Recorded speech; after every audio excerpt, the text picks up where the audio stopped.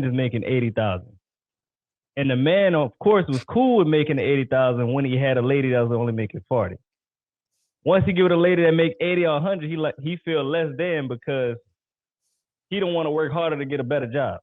He don't want to work harder to provide, or he don't want to be like, look, I know you're making a lot more money, but you still got to lead as a man. You got to figure out how can you be the leader of your household. But a lot of men are lazy. They cool with the job. They too comfortable. And the lady just take off, and the man he look weak because he comfortable where he at. He playing the game. He want to go out with the boys. He want to go drink. He want to go take shots. And he's not at home trying to figure out how could he provide better for his family. How could he have better leadership? And I think that's what's going on. I want to hear what Don, and then I want to get to Oteven and Dr. O take on this, because I mean, we're dealing with facts. And I think that's where the dilemma is. We have data, right? And then we have ideas. And I think the ideas are not matching with the facts. And that's where we having a conflict. At least I'm having a conflict because I'm a data-driven guy, right? Not again, this is not personal, right? I'm just looking at the facts. So Don, what's your take on this? I know that you've been successfully married for many years. Long time. And what's your take on these changes in society? And yeah, what's your overall take on where we are with declining marriages, declining relationships in general? What's your take on that? Well, good morning, Byron and O'Neill, and everybody. Listen, I've been married for 22 years. I'm still trying to figure it out, and I'm serious. I'm trying to position myself now to understand human behavior. How do I position myself for growth? And the main thing is, Byron, I didn't come into the world knowing any of this about relationships, human behavior, how to nurture a relationship. Basically, we come into this world being selfish.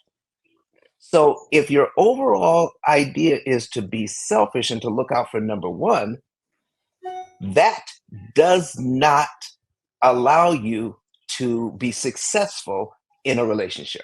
So what do?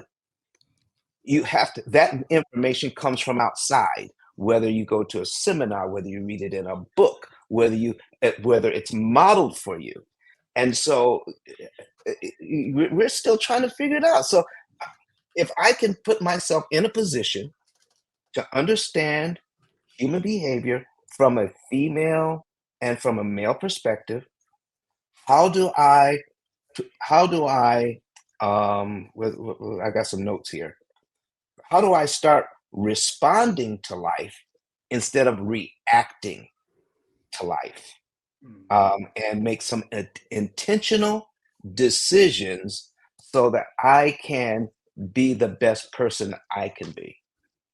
And I'm not trying to ride the fence here or cop out. What I'm trying to say is I don't have all the answers. I'll never have all the answers. But what I want to do is to be able to say, okay, what am I doing to live my best life? And how can I be a great partner in this marriage? What do I have to do to make a life that is flourishing, that's doing better, that's contributing to society and making it better? So I got a couple of questions. Am I contributing to society if I can work, take care of the bills, take care of the wife, make sure that the lights are on and there's food on the table, but I can't be faithful to my wife? Am I contributing to society if that's what I'm doing? And it took me a long time to figure this out, Byron, that a person who is faithful to their relationship is rare, And it hurt me to realize that a person being faithful to a relationship, to a marriage relationship where you promised to be faithful, very few people are accomplishing that. And for me, that contributes to a breakdown in an understanding what it means to need. And right now, I just need to define the word. Can we define that word need? And then we can have a better conversation? Because when you say it, you're thinking of one thing. I'm hearing another. And a female out there may be hearing it a different way. But how do you define need? And then maybe I can come back and say something else. I guess when I say need, right, when I'm looking at the word need, I'm thinking of put like this. I need to make income to pay my bills, to be able to maintain my lifestyle. I need a vehicle, right, to get to my job site in a timely and convenient fashion, right? I need air to breathe. I need water to drink. Those are needs. And I think that in 1950, women needed men because there was a lot of things that women just weren't capable of doing. And I think we're moving into a society where women don't need men. They want men, but they don't need men for their basic survival. They don't need men to provide income for them to be able to do all of the things that they would want to do or not do, right? And as a result of that, I just believe that it is creating a rift, because here's why I believe it's creating a problem. Because women don't need men, but men are still operating as if women need men. Two things are going to happen as a result of that. Number one, women are going to either diminish themselves in order to prop up some man's ego, right, when they don't necessarily have to, or two, or two, she's going to be in a situation to where she's going to have to deal with things that she probably wouldn't have wanted to deal with, right? Because she feels like, put like this, she's not going to be willing to deal with a lot of the things that women in 1940s dealt with, right? She's not going to deal with those things in 2024. So the divorce rate is going to continue to increase. Women are going to continue to lead in divorce filings, because at the end of the day, she don't have to put up with any of the junk that men are wanting women to sign up for. She just don't have to do it because there's not a need for her survival. Now, if it was a need for her survival, it was a lot of women that put up with a lot of stuff, and they were cool with it. And they went on and led happy lives, raised successful families as a result of it. But that option was not on the table in terms of them having that option readily available at the go to be able to just leave and then just live a productive life after the fact. That is my definition of need.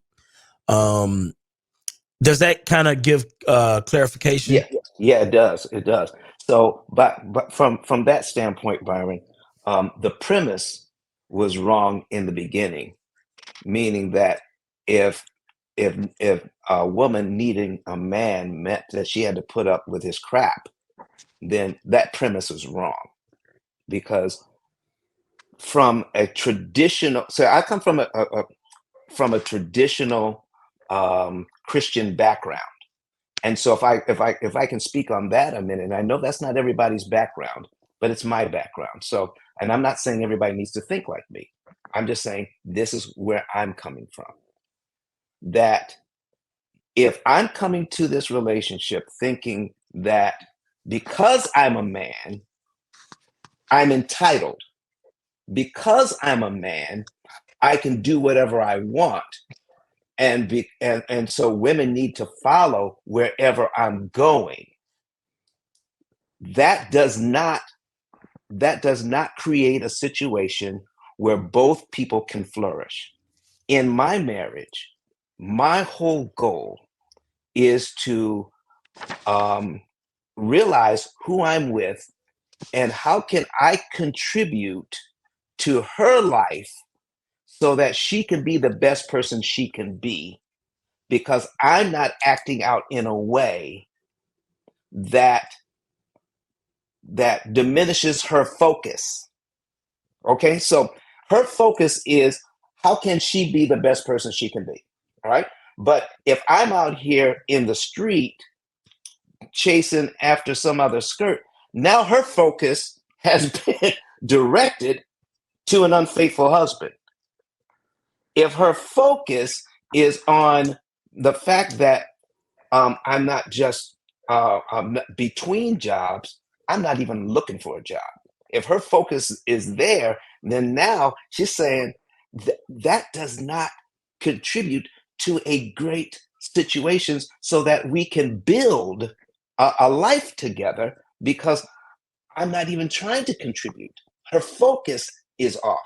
So what can I do? What can I do, Byron, to put myself be the kind of man I need to be, so that no, she doesn't need mess, but she does. Human nature says she does need companionship.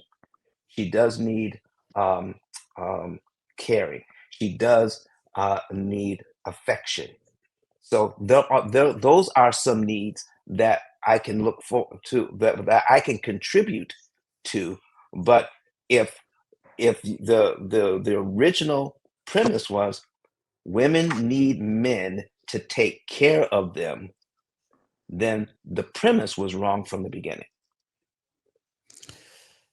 Okay. And what, Like Anthony Green got something to say. What you got, Anthony?